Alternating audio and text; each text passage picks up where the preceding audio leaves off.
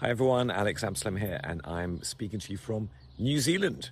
We are over here for the next few weeks, excuse me, and Hannah and I have been invited by groups of churches in 3 different cities, so that's at Tauranga, Dunedin and Christchurch, to come and do teaching and training and equipping and conferences and leaders gatherings and stuff.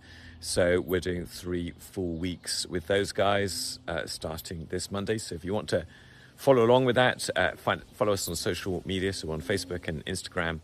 Particularly look for Dandelion Resourcing. That's our ministry sites on both those places, and we'll be posting all sorts of stuff and photos from there.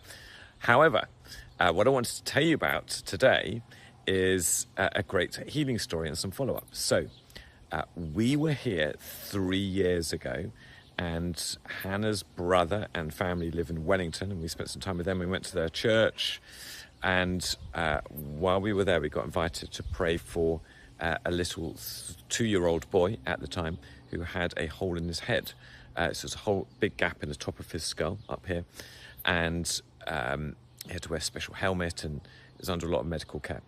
And so we prayed for him, and he's a squirmy little 2-year-old, so the prayers were very quick, but ministered to him. And then when they took him back to the doctor for his next appointment, the doctor said, was completely amazed, and the doctor's phrase was, "There's no longer a hole, there's just a slight indent." And they tracked him for a few more months and discharged him. He was completely declared healed and whole, and there was no medical explanation for how that could have occurred. It was beyond what the science would have expected.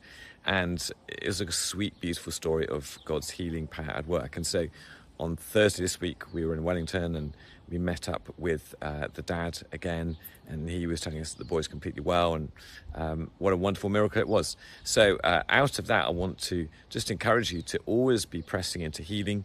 Sometimes we expect the healing to have to take, a long time, lots of prayers, all the rest of it. Sometimes it does take that.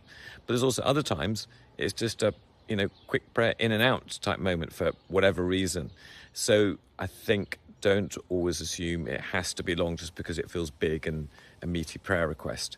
And I think also be willing to take the risk. I've never prayed for a skull to be healed up before.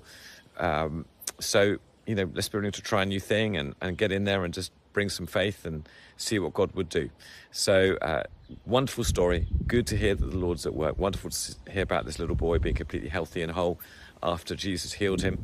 And I want to encourage you to keep leaning into prayer for healing wherever you get the opportunity this week and this month ahead.